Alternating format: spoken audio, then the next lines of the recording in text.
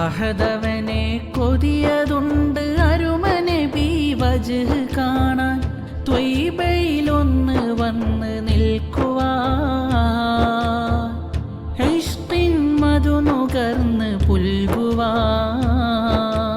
അഹദവനെ കൊതിയതുണ്ട് അരുമനബി വജ്ഹ് കാണാൻ, ത്വയ്ബയിലൊന്ന് വന്ന് നിൽക്കുവാൻ,